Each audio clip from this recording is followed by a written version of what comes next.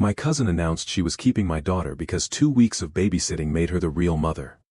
If someone had told me this story before it happened to me, I would have assumed they were exaggerating. I wish they had been.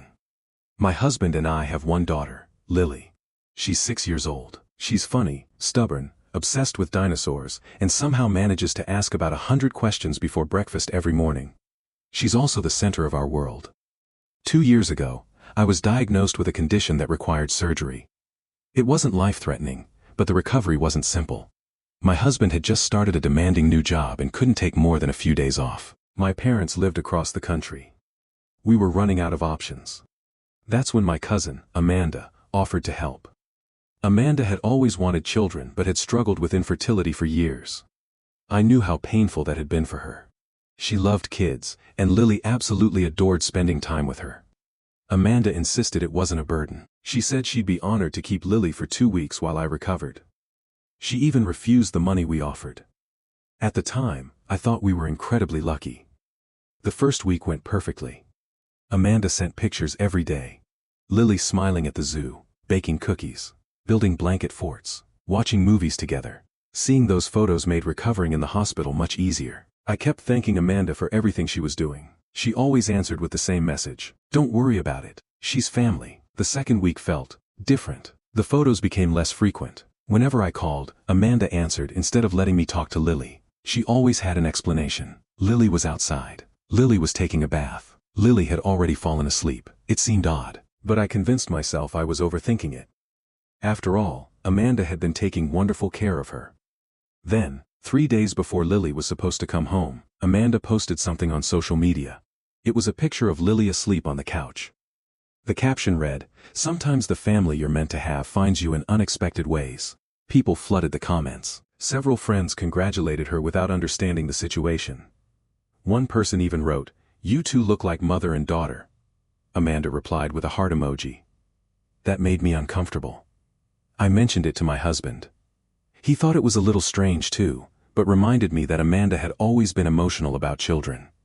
We agreed not to overreact. The morning I was finally discharged from the hospital, we drove straight to Amanda's house. I couldn't wait to hug Lily. I walked up to the front door and knocked. No answer. I knocked again.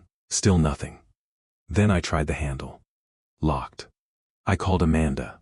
She answered on the third ring. Before I could even ask where she was, she calmly said something that made my blood run cold. "I've been thinking. I don't think sending Lily back is what's best for her." For a second, I honestly thought I'd misheard her. I laughed nervously. I asked what she meant. Amanda's voice stayed perfectly calm. She said Lily had adjusted to living with her. She had a routine, a schedule, a bedroom that finally felt like home. According to Amanda, disrupting all of that would only confuse her. I reminded her that Lily already had a home. With me.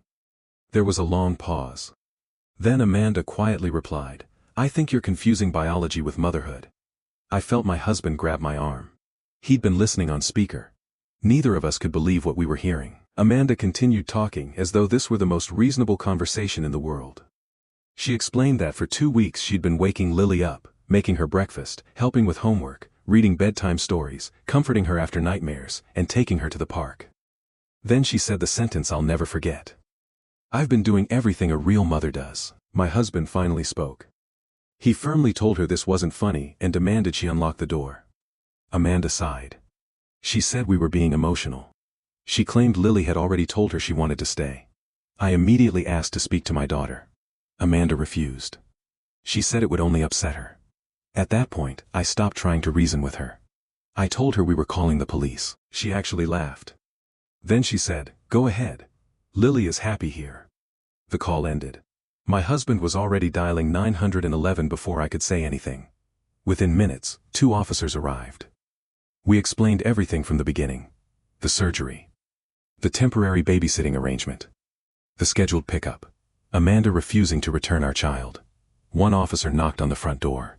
No answer. He knocked again. Still nothing. The officers could hear movement inside. Someone was definitely home. Finally, after several minutes, Amanda opened the door just a few inches. She smiled politely, as though nothing unusual was happening. She told the officers there had simply been a misunderstanding. According to her, Lily wanted to stay a little longer. One officer asked where Lily was. Amanda hesitated, then stepped aside. Lily was sitting on the living room floor coloring. The moment she saw us through the doorway, she jumped to her feet. She ran straight toward me, crying. She wrapped both arms around my waist so tightly I could barely breathe. I knelt down and asked if she was okay. She nodded, then whispered something into my ear. Amanda said you'd never come back. Every ounce of fear I had instantly turned into anger. I looked up at Amanda. Her expression didn't change. She actually had the nerve to say Lily was simply confused. One of the officers immediately separated us. He asked Amanda to explain exactly what she meant when she told Lily that. Amanda insisted she'd only been trying to prepare her emotionally in case my recovery took longer than expected. It was an obvious lie, because I was standing right there, ready to take my daughter home. Then Lily said something else, something none of us were prepared for. She looked at the officer and quietly said, "Amanda told me to call her mommy." The entire porch went silent. For a moment, nobody spoke. Even Amanda looked caught off guard. She quickly shook her head and insisted Lily had misunderstood. But Lily kept talking. In the simple, honest way only a 6-year-old can. She said Amanda told her that mommy was sick for a long time, and that maybe it was time to get used to having a new mommy. My husband closed his eyes. I could see him trying to stay calm. One of the officers knelt beside Lily and gently asked if anyone had told her not to tell us certain things. Lily nodded. She quietly explained that Amanda said it should be our special secret. Amanda immediately interrupted. She claimed she had only been trying to comfort an anxious child. The officer politely held up his hand and asked her not to interrupt while Lily was speaking. Then my daughter mentioned something else. Every night before bed, Amanda had asked her the same question. If you could live anywhere in the world, wouldn't you want to stay here with me? At 6 years old, Lily thought it was just another game. She'd answer whatever came to mind. Sometimes she'd say yes. Sometimes she'd say she wanted to live in a castle with dinosaurs. Amanda only seemed to remember the answers she liked. The officers exchanged a quick glance. The tone of the conversation changed immediately. One officer asked Amanda whether she had told anyone that she intended to keep Lily. Amanda hesitated, then admitted she'd been talking to a few friends online. She insisted they were only hypothetical conversations. The officer asked if she could see those messages. Amanda refused. She said her phone contained private information. The officer calmly explained that nobody was asking to search her phone at that moment. He was simply asking whether she had, in fact, told other people she believed Lily should stay with her permanently. Amanda reluctantly admitted she had. Then she added something that made my heart sink. She said she'd already started looking into guardianship options. My husband stared at her. He asked what she was talking about. Amanda explained that she'd spent the past week reading articles online about grandparents and relatives receiving custody. She believed that because I'd been hospitalized, she might have a legal argument that Lily was more stable with her. One of the officers immediately corrected her. Temporary babysitting at the parents' request did not give her parental rights. Not even close. Amanda looked genuinely surprised, as though she'd expected the officers to agree with her. Then my husband asked a question neither of us had thought to ask. Where are Lily's clothes? Amanda pointed upstairs. When we went to collect her things, we found something deeply unsettling. Lily's suitcase wasn't packed. It had been completely unpacked. Every outfit had been hung neatly in the closet. Her stuffed animals were arranged on the bed. Even the framed family photo we'd packed for comfort had been removed from the nightstand. In its place was a new picture. Amanda and Lily smiling together at the zoo. The officer quietly photographed the room. He didn't say much. He didn't need to.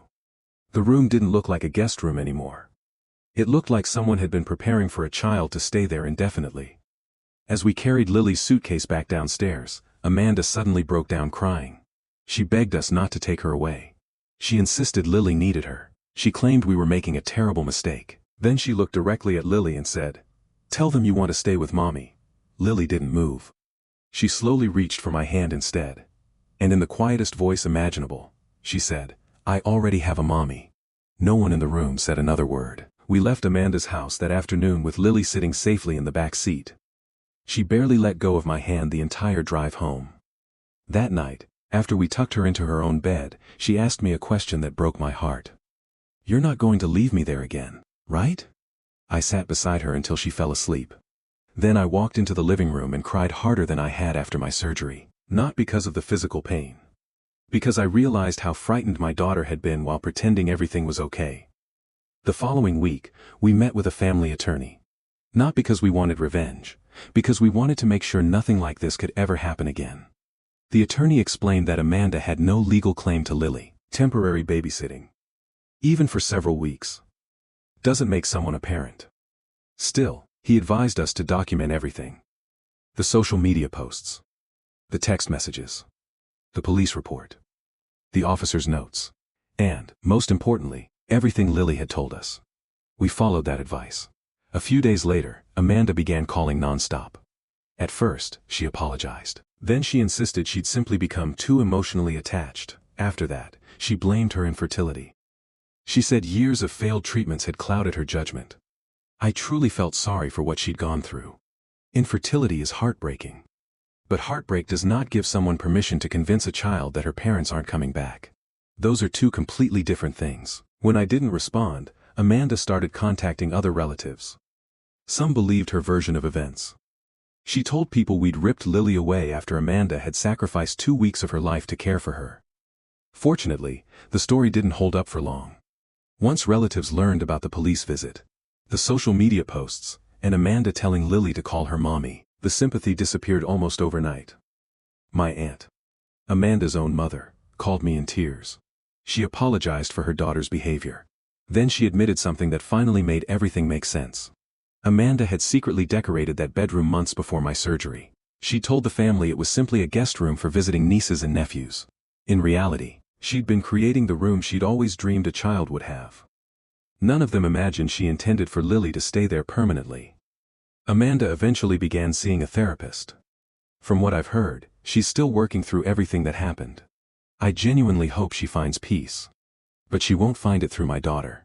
As for Lily, she's doing wonderfully. She's 8 now. She still loves dinosaurs. She still asks 100 questions before breakfast.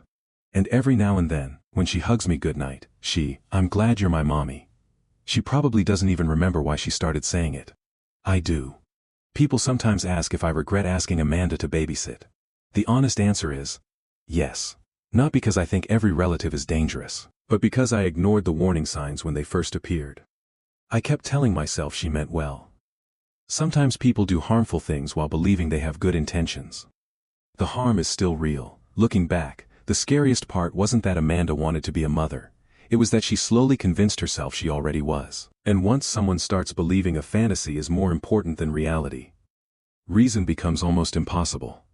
My surgery healed within weeks. The fear of almost losing my daughter took much longer. But it also taught me something I'll never forget. A parent isn't the person who spends 2 weeks making pancakes, reading bedtime stories, or buying stuffed animals. A parent is the person who loves a child enough to know they are never something to be claimed. Children aren't prizes, they aren't replacements. And they certainly aren't rewards for someone else's pain. They are people. And my daughter was never Amanda's to keep.